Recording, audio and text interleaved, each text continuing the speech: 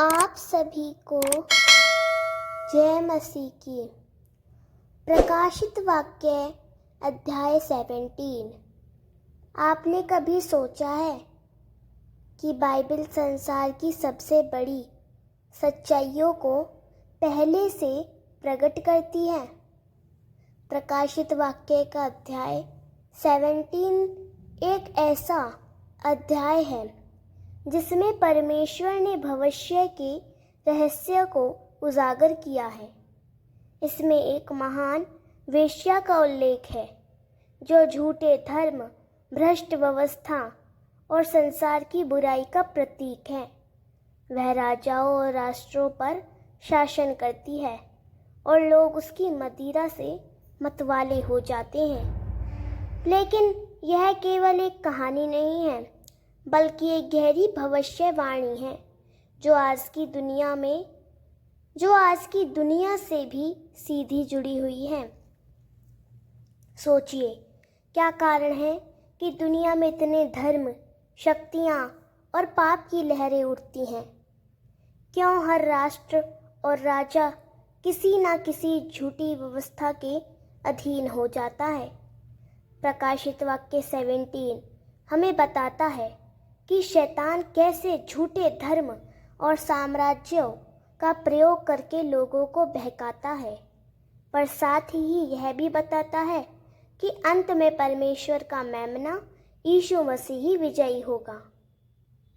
तो आइए हम मिलकर प्रकाशित वाक्य अध्याय 17 के हर वचन को खोलकर समझें और जानें कि इसमें छिपा रहस्य हमें कैसे चेतावनी देता है और मसीह में दृढ़ करता है। वचन 1।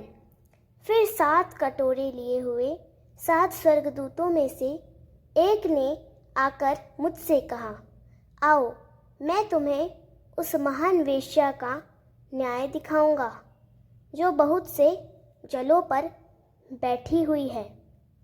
यह महान वेश्या संसार की उस झूठी धार्मिक और पापमय व्यवस्था को दर्शाती है जो हर जाति और राष्ट्र को प्रभावित कर रही थी। बहुत से जल का अर्थ है बहुत सारी जातियां, राष्ट्र और लोग। यह बताता है कि यह वेश्या झूठा धर्म, पाप की शक्ति विश्व भर में फैली हुई है। वचन 2।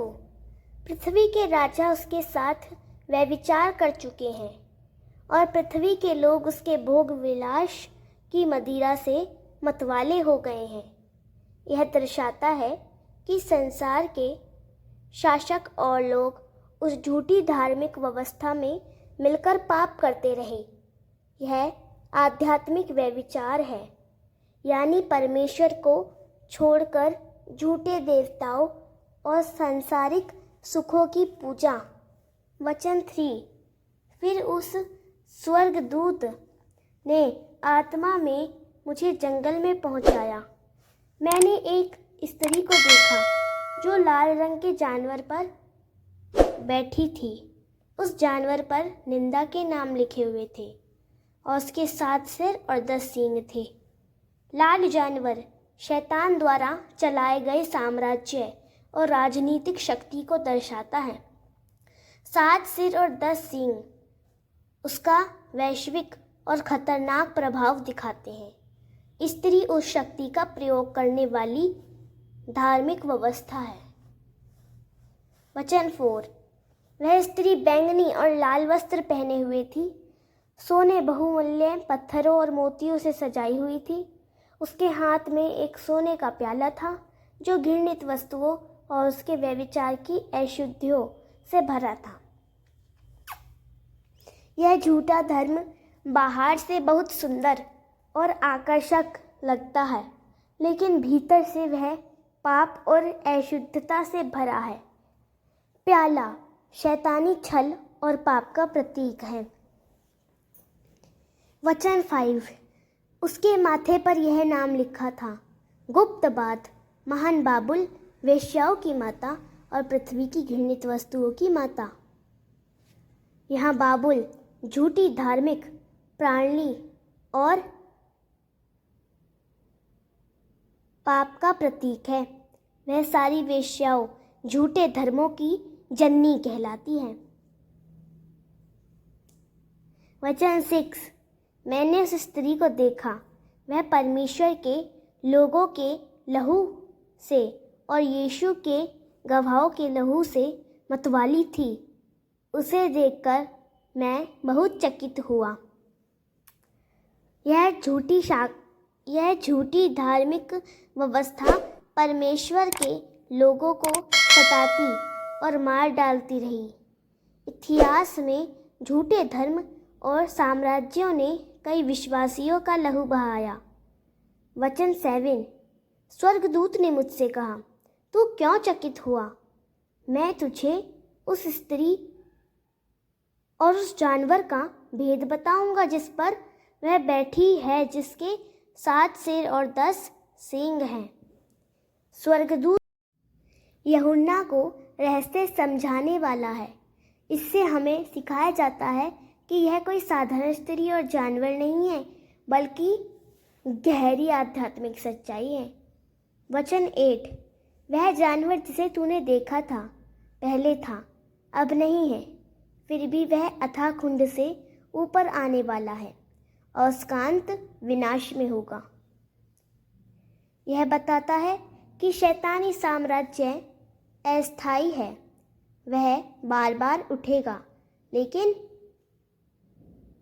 अंत नाश होगा।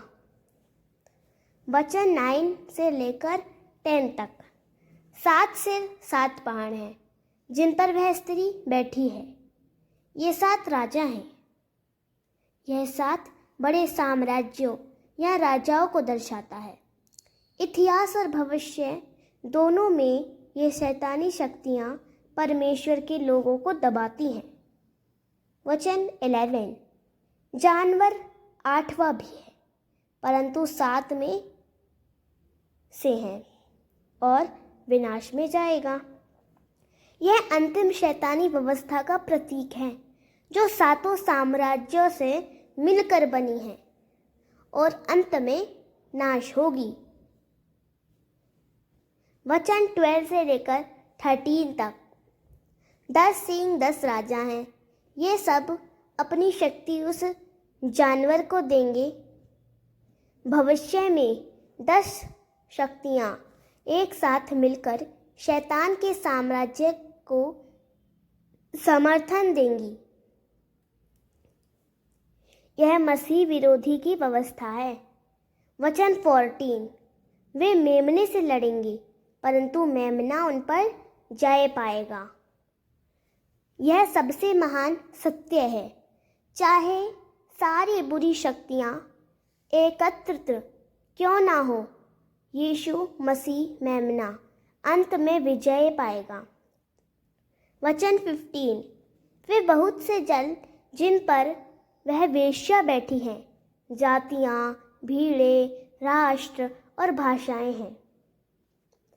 यह स्पष्ट करता है कि झूठी धार्मिक व्यवस्था सारे देशों और भाषाओं पर प्रभाव डालती है।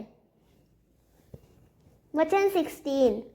10 सींग उस वेश्या से घृणा करेंगे, उसे उजाड़ देंगे, नग्न करेंगे, उसका मांस खाएंगे और आग में जला देंगे।